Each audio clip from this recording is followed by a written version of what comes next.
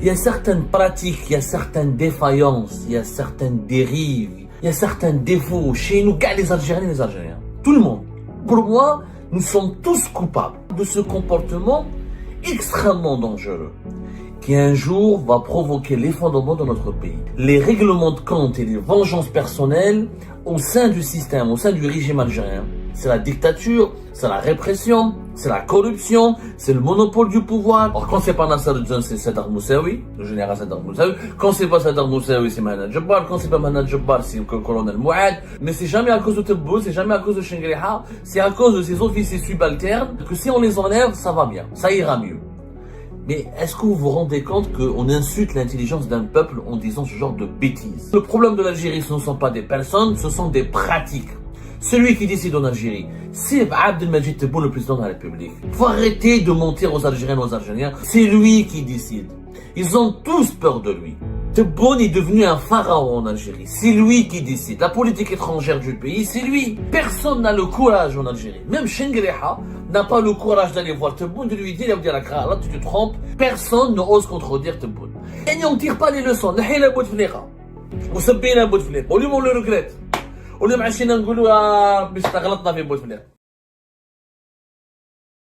y a certaines pratiques, il y a certaines défaillances, il y a certaines dérives, il y a certains défauts chez nous, les Algériens et les Algériens. Tout le monde. Pour moi, nous sommes tous coupables. Tous coupables de ce comportement extrêmement dangereux qui un jour va provoquer l'effondrement de notre pays. C'est les manipulations auxquelles on cède, les manipulations autour des règlements de compte et des vengeances personnelles. Les règlements de compte et les vengeances personnelles au sein du système, au sein du régime algérien, entraînent toutes les Algériennes et tous les Algériens dans une vaste manipulation consistant à leur faire croire que le problème de l'Algérie, que le problème de leur pays, que le problème de notre pays est lié ou s'explique par le mauvais comportement d'un nombre d'individus précis.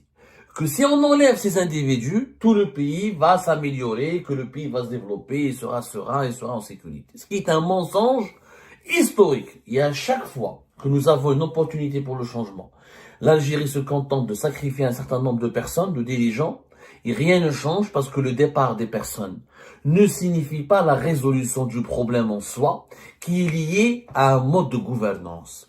Le problème de l'Algérie, ce n'est pas Tebboune en tant que personne, ce ne sont pas les généraux comme Chengriha en personne, ce n'est pas Nasser Djen, ce n'est pas Sadr, ce n'est pas Mahanad Jebbar, ce n'est pas Boualem en personne, ce ne sont pas les personnes physiques, ce sont les personnes morales à travers leur mauvaise gouvernance. C'est la mauvaise gouvernance, c'est la dictature, c'est la répression, c'est la corruption, c'est le monopole du pouvoir, c'est le fonctionnement arbitraire de l'État algérien, son fonctionnement archaïque, sa culture politique, ses institutions qui sont mal façonnées, mal faites, mal dirigées et qui obéissent à des règles anciennes et archaïques qui ne correspondent pas aux besoins de la modernité, aux urgences de la modernité. C'est ça le problème de l'Algérie.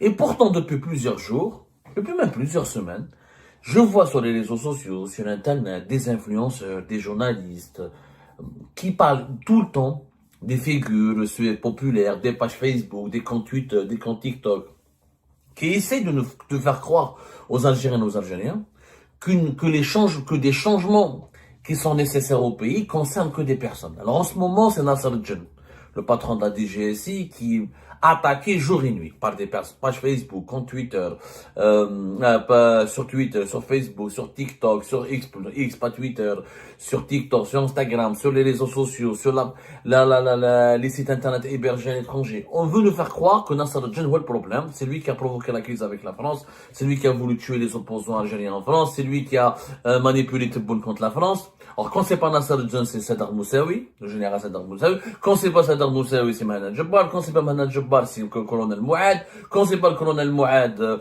c'est Boualem. Quand c'est pas Boualem. À chaque jour, on nous sort un individu et toute la pression est concentrée sur cet individu. Toutes les caméras et toutes les lumières de ces caméras sont braquées. Tous les projecteurs sont braqués sur cet individu qui est diabolisé, qui est insulté. On lui impute la responsabilité de tous les problèmes. Si l'Algérie va mal, c'est à cause de Nasser Djen, c'est à cause de Boualem, c'est à cause de Mahanad Jebbar, c'est à cause... Mais c'est jamais à cause de Tebboune, c'est jamais à cause de Shengriha, c'est à cause de ces officiers subalternes, de ces dirigeants subalternes, que si on les enlève, ça va bien, ça ira mieux. Mais est-ce que vous vous rendez compte qu'on insulte l'intelligence d'un peuple en disant ce genre de bêtises? Et malheureusement, beaucoup d'Algériens et d'Algériens tombent dans le piège de cette bêtise, ils y croient. Ils ne tirent jamais. Le problème de notre pays, c'est qu'on ne tire jamais les leçons de nos erreurs. Rappelez-vous que depuis le début de la crise politique de 2019, on a tout mis sur le dos de Bouteflika et de son frère. Et on nous a fait croire qu'en enlevant Bouteflika et son frère, l'Algérie va se développer, va être meilleure, va être la plus belle, va devenir une puissance émergente. Bouteflika est parti, il est mort. Saïd Bouteflika est en prison. Tout leur entourage, les membres de leur entourage sont en prison. On nous a fait croire que c'est les oligarques qui étaient à l'origine de la corruption, du sous-développement, de la pauvreté dans le pays. On les a tous mis en prison. On nous a fait croire par la suite que tous les ministres de Bouteflika étaient les plus mauvais, les plus salopards, les plus traîtres, et c'est à cause d'eux que l'Algérie va mal, et si on les met en prison, l'Algérie va évoluer. On les a mis en prison. Ensuite, il y a eu Gaïd Salah. On nous a dit, ah non, finalement, c'est Gaïd Salah qui bloque le débat parce que Bouteflika est parti, les oligarques sont partis, l'Algérie est restée paralysée, l'Algérie est restée pauvre, l'Algérie est restée sous-développée, l'Algérie est restée en proie à tous ces problèmes. On nous a dit ensuite c'est Gaïd Salah. Wallah, à cause de lui, Gaïd Salah met. Après la mort de Gaïd Salah, on a mis tout le monde, tous ses collaborateurs en prison. On nous a dit ensuite c'est à cause de Wassini Bouazza, l'ancien homme fort des services secrets. Avant Nasser Jeune, c'était Wassini Bouazza. Ah, tout est de la faute de Wassini Bouazza. Si Wassini Bouazza part, il est emprisonné, les libertés publiques individuelles sont respectées, sont restaurées, la sécurité va revenir et le pays va se développer. Wassini Bouazza est en prison. Qu'est-ce qui a changé? Rien n'a changé. Ensuite, on nous a dit c'était Khalid Bencher, l'ancien patron de la police algérienne. C'est lui le plus grand traître, ce qui est d'ailleurs vrai. C'est le plus grand salopard, il fait du mal au pays. Si on l'enlève et on s'en débarrasse de lui, l'Algérie ira mieux. Khalid Bencher. Ensuite, on nous a dit, ah, c'est le général-major ou le Hajj, le patron de la gendarmerie. C'est lui qui manipule Shengriha, c'est lui qui est en train de diviser le pays, c'est lui qui veut la répression, c'est lui qui veut la hogra. Si on l'enlève, l'Algérie va mieux. On l'a enlevé récemment. Qu'est-ce qui a changé? Rien ne change avec le départ des personnes. Rien ne change avec le départ des personnes. Parce que le problème de l'Algérie, ce ne sont pas des personnes, ce sont des pratiques. Celui qui décide en Algérie, c'est Abdelmajid Tebboune, le président de la République. Faut arrêter de mentir aux Algériens, aux Algériens, leur dire Abdel Tebboune est une marionnette, c'est Nasser Jeune, c'est Oulhaj, c'est Shengriha, c'est Boualem. C'est pas vrai, c'est lui qui décide. Ils ont tous peur de lui.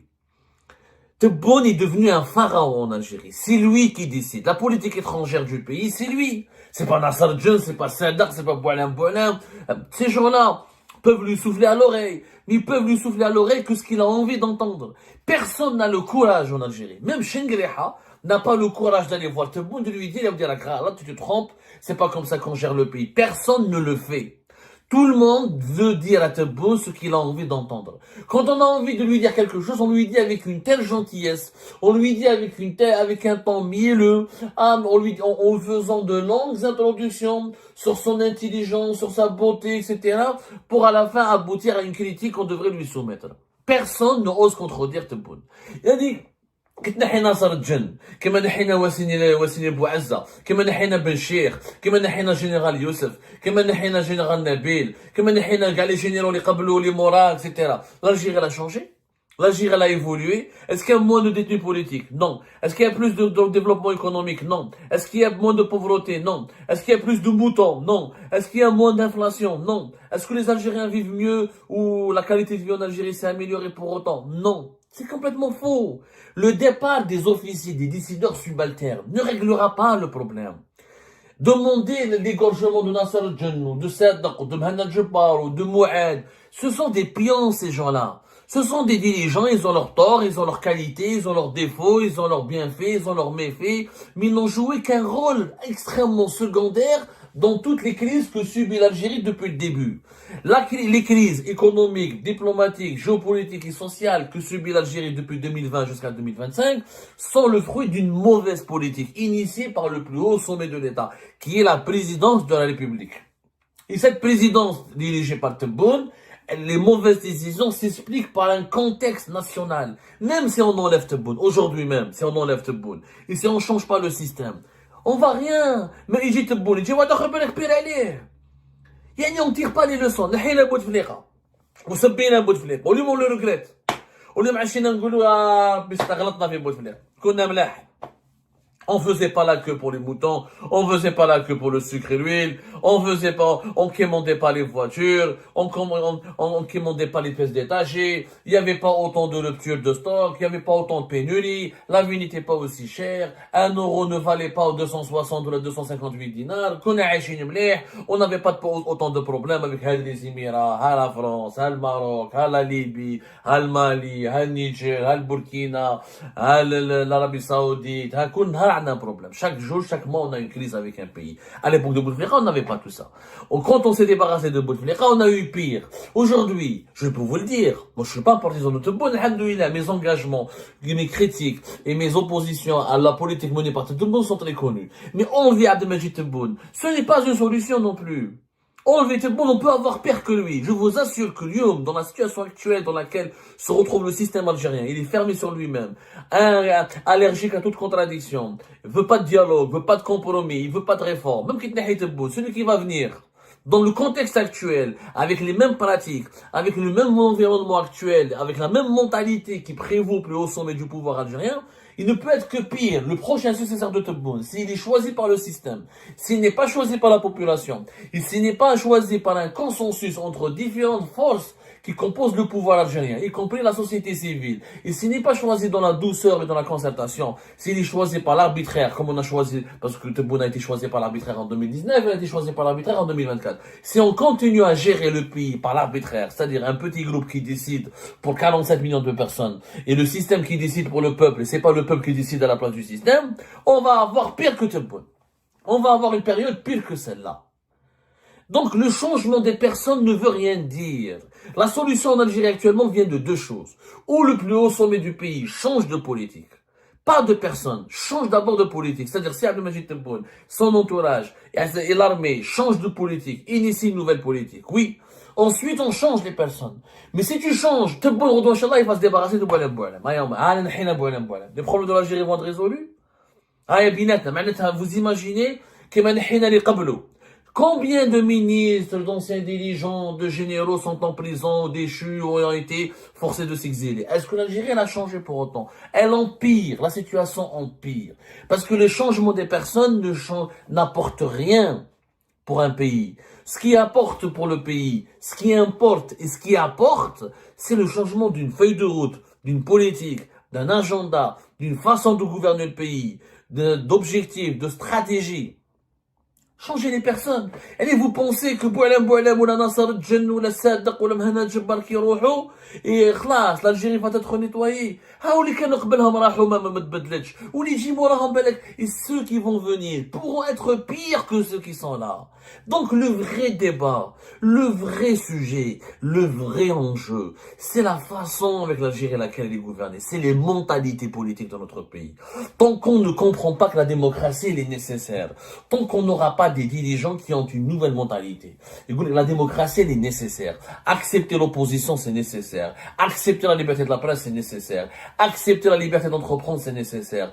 Oh, aller vers l'économie libérale, l'économie de marché, en finir avec l'économie planifiée et en finir avec la surveillance sécuritaire, en finir avec le dogme que l'armée doit être le premier budget du pays à tout prix, en finir avec le dogme que la sécurité c'est elle qui ramène le développement alors que c'est le développement qui ramène la sécurité. Arrêtez d'avoir une gestion sécuritaire de tous les secteurs du pays, économique, le secteur juridique, le secteur des libertés publiques individuelles. Tant que nous privilégions uniquement l'approche sécuritaire, l'approche brutale, l'approche agressive, tant que nous sommes fermés sur nous-mêmes, tant que nous croyons au complot ourdi par tout le monde contre nous, tant qu'on ne relance pas une nouvelle politique, quand on n'accepte pas de se remettre en cause et de dire que le problème est en nous. Dans chaque Algérien, il y a un dictateur. Dans chaque Algérien, il y a un esprit fermé. Dans chaque Algérien, il y a un ennemi de la réussite et de la richesse. Dans chaque Algérien, il y a un complotiste. Dans chaque Algérien, il y a quelqu'un qui haït l'étranger ou qui a peur de l'étranger. Tant qu'on ne change pas notre mentalité collective et tant qu'on ne permet pas à la société publique, à l'algérienne et à la population algérienne de discuter sereinement et de comprendre quels sont ses besoins, quels sont les besoins de l'Algérie, Les besoins de l'Algérie, en finir avec la dictature. Parce que si on n'en finit pas avec la dictature, on ne peut pas avoir le développement économique. Si on n'a pas le développement économique, on ne peut pas avoir la lutte contre la pauvreté, contre les inégalités, contre les injustices sociales et contre les mauvaises conditions de vie. Si on n'en finit pas avec les mauvaises conditions de vie et la pauvreté, on aura de plus en plus de fléaux sociaux, de plus en plus de risques d'instabilité, d'insécurité, et on sera faible pour affronter les défis que soulève le développement géopolitique, des événements géopolitiques dans notre entourage, dans notre voisinage, dans notre région. Tout est lié. C'est ça les vrais enjeux. C'est de changer de politique. تقول لي تسب لي ناصر الجن ولا تسب لي الصادق ولا تسب لي تبون ولا تسب لي بوعلام هذه السبه حاجه سهله يعني vous imaginez que انا j'aurais pas pu faire comme Hicham Aboud et comme les autres نحل نبدا نسب هذا يبول في سروالو هذا صالوبر ونجي وندير دي مليون دو فيو ونصفق عليه mais ça sert à rien, ça n'apporte aucune utilité, aucune valeur ajoutée au débat public.